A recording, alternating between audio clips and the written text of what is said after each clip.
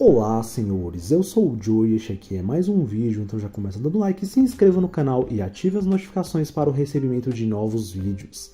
E neste vídeo de hoje eu irei falar a respeito dos casamentos funcionais, quais são as características que esses casais têm em comum que na minha opinião fazem com que esses casamentos sejam estáveis. Isso daqui eu fiz através de observações minhas, tá? Tanto de conhecer alguns casais que são funcionais e observar que vários deles tinham essas características que eu vou listar aqui embaixo a seguir para vocês, tá? Em primeiro lugar, eu queria dizer que isso daqui não é uma regra universal, tá? Existem casais que podem ser felizes tendo, sei lá, apenas uma ou duas das características que eu vou citar. Não ter nenhuma das que eu vou falar aqui eu acho meio difícil, tá?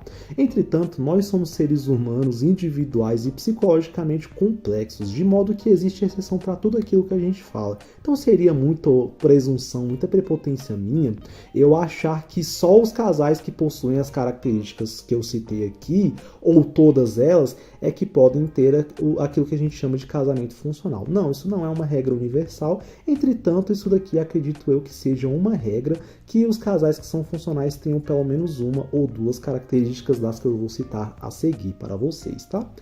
Então, a primeira delas seriam os casais que são formados em colégio, tá? Sabe aquela paixonite de adolescente que depois vai virando namoro e que depois vira casamento? Então, eu conheço pessoalmente dois casais, tá?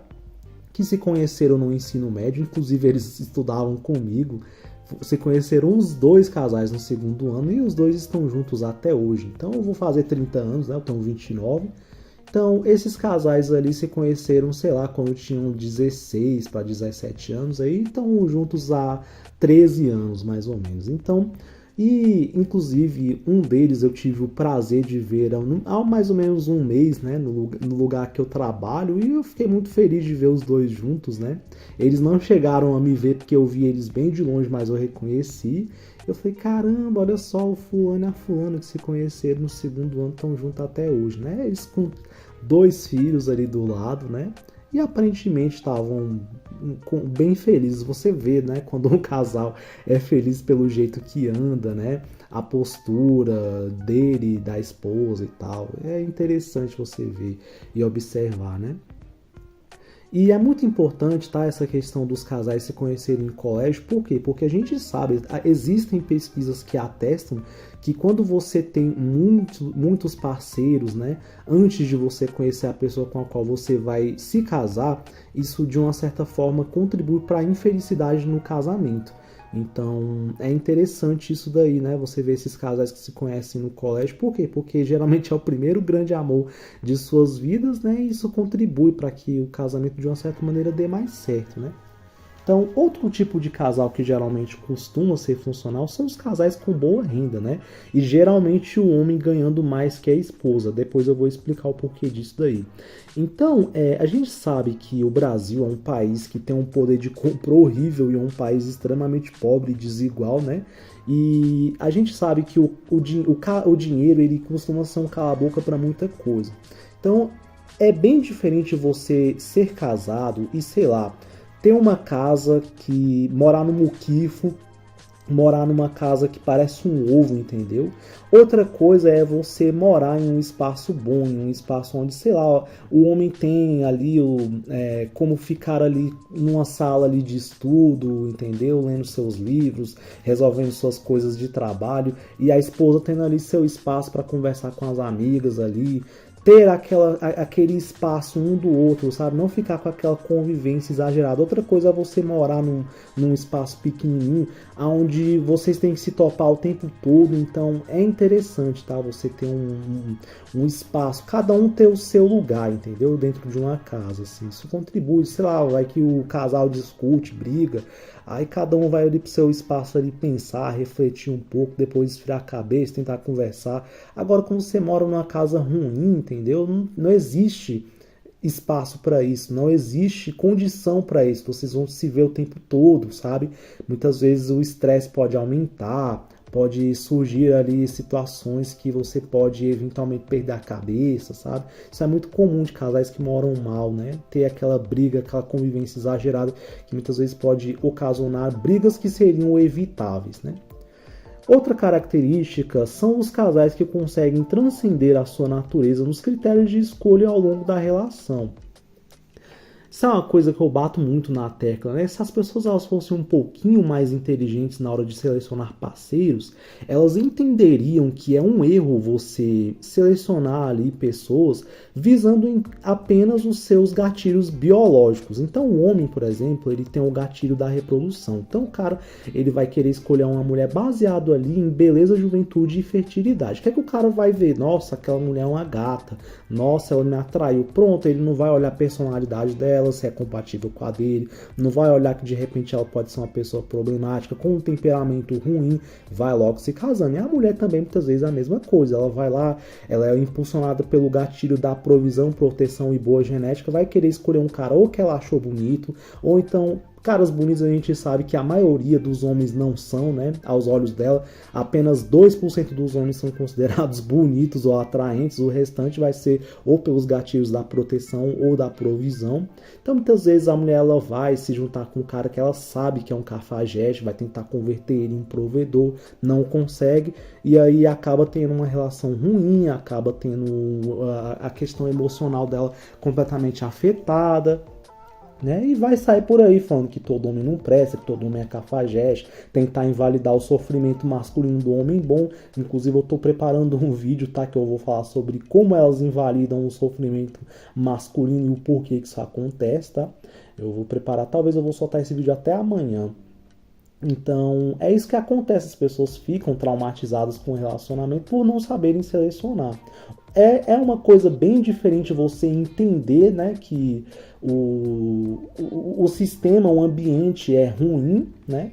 E aí você procura, por uma questão de precaução, não se relacionar. Outra coisa é você ter uma porrada de relacionamento e ficar com o teu emocional fragilizado, né? Completamente quebrado, completamente machucado. Outra característica também dos casais que são funcionais são os casais onde o homem ele é posturado, né? O homem posturado significa aquele cara que consegue se manter no polo masculino. Então é o cara que ele sabe dizer não quando tem que dizer, é o cara que tem capacidade de liderar. Então muitas vezes eu vejo caras que têm aquela postura onde eles acham que ser um bom esposo é agradar a mulher o tempo todo, entendeu? Então eles ficam com aquele medo, não, se eu não fizer o que ela quer eu vou perder ela, né? Os caras são movidos através daquele gatilho de escassez. Nossa, eu encontrei uma mulher que é bonita, eu não vou conseguir encontrar outra igual a ela e tal, então eu preciso agradar essa mulher. Muitas vezes o cara acaba estragando, contribuindo para estragar o próprio relacionamento. Aquele vídeo onde eu fiz, né, chamado A Miserável Vida do Homem Casado, muitas vezes o homem ele é culpado pela própria miséria dele no casamento. Porque se o cara ele for um sujeito posturado, ele não vai aceitar certas coisas, né? E é fundamental o cara conseguir se manter no polo masculino, porque tem mulheres que elas vão tentar tirar o cara do polo masculino o tempo todo, sabe? E o cara ele não pode aceitar isso, né? Cada um tem que ter o seu polo. A mulher ela não foi feita para liderar a relação, tá? Isso pode parecer de uma certa forma machista, mas é verdade. Todo cara que é casado, ele sabe que mulher tem hora que é igual criança, entendeu? Você tem que saber impor limite. Uma hora ela vai querer te testar para saber da tua firmeza, para saber da sua frame, entendeu? Se você realmente consegue segurar a bronca ou se você vai ceder às vontades dela. Se a mulher acabar tendo que liderar o casamento, ela não vai se sentir confortável nessa função e ela vai acabar tendo que fazer isso e vai achar o homem um bosta, vai começar a desrespeitar ele, vai começar a perder todo aquele tipo de admiração que ela outrora tinha, se ela começar a ver que o cara é um banana, que o cara é um pau mole, entendeu, na relação. Então o cara tem que saber. E outra coisa também, ele tem que saber dosar, porque às vezes ele vai estar errado, ele vai ter que saber ouvir a esposa, né? E saber reconhecer quando ele eventualmente tomou uma decisão errada. A mulher, ela tem uma coisa que é boa, que a mulher ela é muito visionária. Então sempre quando o cara ele tem uma ideia, é bom ele consultar a esposa dele, porque a esposa ela vai saber muitas vezes dar um conselho bom, onde ela vai apontar uma direção boa para aquilo que você quer fazer, uma maneira ideal, inteligente de executar aquilo dali que você quer fazer, eventualmente um plano para você melhorar de vida financeira, né? Abrir um negócio, uma coisa e tal. A mulher ela é muito boa nisso daí, então é aquela coisa, né? O homem é a cabeça, a mulher é o pescoço da relação, né? Então tem que saber equilibrar isso daí. O cara tem que saber ter firmeza. Quando você vê que o casal ele é bom, você vê que eles conseguem, né, resolver as coisas em um acordo, em uma conversa e tal. E quando você vê que o casal ele não é bom, muitas vezes a mulher ela toma a iniciativa de maneira exagerada e você vê que ela geralmente tem aquele tom de não respeitar muito bem o marido, né? Você já sabe, e o cara aí é o capaz da relação. Outra característica também são os casais que eles entendem as diferentes fases de um relacionamento e conseguem se adaptar a elas. Então, no relacionamento, se é que as pessoas têm essa pretensão, mas geralmente é para as pessoas se casarem até que a morte os separe. Então, é para ficar uma vida inteira juntas. A maior parte da relação, os casais eles vão ser amigos. Então, aquele fogo, aquela paixão, aquela coisa da libido alta, é uma parte bem efêmera do relacionamento. É a menor parte de um relacionamento vai ser isso. Vai ter aquela fase ali, onde tudo aquilo é novidade e tal. Depois, de uma certa forma, o casamento vai entrar em uma estabilidade. Eu vejo que existem muitos casais que não conseguem entender isso, então eles ficam à procura o tempo todo de ter as mesmas sensações ali que tinham no começo. Isso nunca vai acontecer. Por quê? Porque é passageiro. O casamento ele é repleto de várias fases, né? Então é fundamental que quem queira se casar, e é claro, não estou falando isso para vocês, tá? Eu sei que quem está inscrito aqui no meu canal, pela natureza do conteúdo que eu produzo aqui, já chegou à conclusão de que não é uma boa se relacionar hoje em dia. Mas caso alguma pessoa caia de paraquedas e esteja vendo esse vídeo, é fundamental que a pessoa que quer se casar entenda isso, tá? O casamento ele não vai ser feito de coisas de paixão o tempo todo, de sexo o tempo todo, de alta libido o tempo todo. Uma hora isso vai baixar e o casamento vai se entrar em uma outra fase onde vocês vão ter que entender as determinadas fases do relacionamento e se adaptar a elas da melhor forma. E por último, e não menos importante, casais que são unidos, tá? O casamento ele é feito de altos e baixos. Vai ter situações ali onde o casal vai ter que apertar os cintos ali, muitas vezes, né? O cara vai perder o emprego, vai ter que se virar de um jeito ou de outro. Eu acho muito interessante aquele filme As Aventuras de Dick e Jane, né? Porque é um casal que passa por diversos apuros ali. O cara perde o emprego dele e tal, eles ficam pobres e eles se juntam e conseguem, né, arrumar meios ali de arranjar dinheiro. Tem uma hora ali que eles vão assaltar umas padarias. É muito engraçado esse filme, mas é um filme que mostra a importância da união de um casal, né? Tanto na pior quanto na melhor. Tá junto ali, segurar as mãos. Eu vejo que tem muita mulher que reclama que quando o cara ele melhora de vida financeira, o cara começa a trair, o cara começa a virar um galinho. Geralmente esses caras, eles já dão sinais de cafajestagem muito antes de conseguir arrumar dinheiro, tá?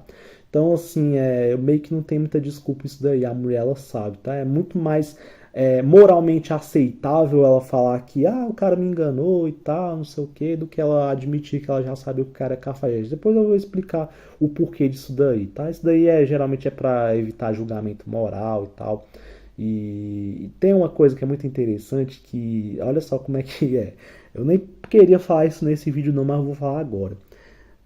Essa coisa de elas falarem que o cara enganou elas é mentira, sabe por quê? Porque se você for perguntar para qualquer mulher, é bem assim, pergunta para ela, em um caso onde existe traição num casamento, se o homem trair a esposa ou se a mulher trair o marido, quem você acha que descobre primeiro? Pergunta para a mulher. Elas todas vão falar, é a mulher que vai descobrir primeiro. Por quê? Porque a mulher é mais observadora, a mulher é mais isso, é mais aquilo, é mais detalhista. Então elas próprias já respondem a pergunta, né? Se uma mulher é mais observadora, se uma mulher consegue captar melhor alguns tipos de comportamento, por que elas não são observadoras o suficiente também para saber se um cara é cafajeste ou não? A maioria dos homens não tem essa habilidade toda, né?